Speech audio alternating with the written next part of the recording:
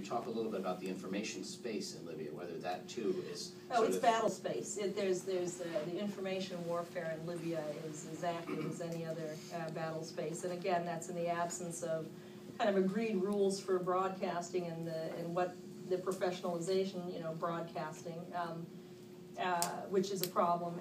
And I see both sides have their stations, all sides have their stations, and they're one of the night before last, I think the headquarters of the TV station of Tahaluf was attacked, where Juma Lusta's TV station was hit by a Grad missile. So it happens. But yes, obviously, why does Libya matter so much to us? Libya matters precisely because of its location and the potential it has for becoming a hotbed or a nest for these other groups who are moving within the region, within the Sahel and elsewhere, because of the absence of border security, because of the absence really because of the permissive environment within, generated by a lack of government capacity to extend its security measures. So yes, obviously Syria is problematic.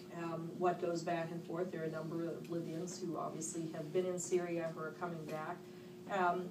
Egypt obviously is it's an important big neighbor for Libya, and what happens in Egypt has an impact, whether politically on Libya or economically or otherwise. You have something like, I think, close to 1 million Libyans who live in Egypt, and Egyptians are coming across on the other side as well. And again, what happens,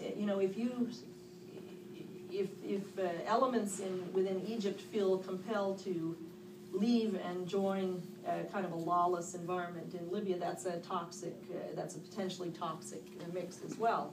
So that's why Libya for us, it's not about the oil.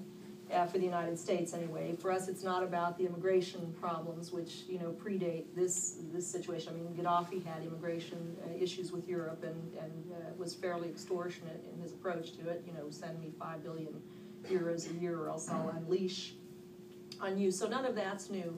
But what is the deadly piece is the flows of terrorist and extremist organizations using Libya as kind of a crossroads to and it's so full of arms that's the other big problem. I mean, the number of weapons, and I mean serious weapons. We're not talking about Glocks or BB guns. We're talking about RPGs and Grad and 14.5 caliber anti-aircraft artillery pieces. I mean, to a lesser extent, man pads, but those things are still there. Yeah.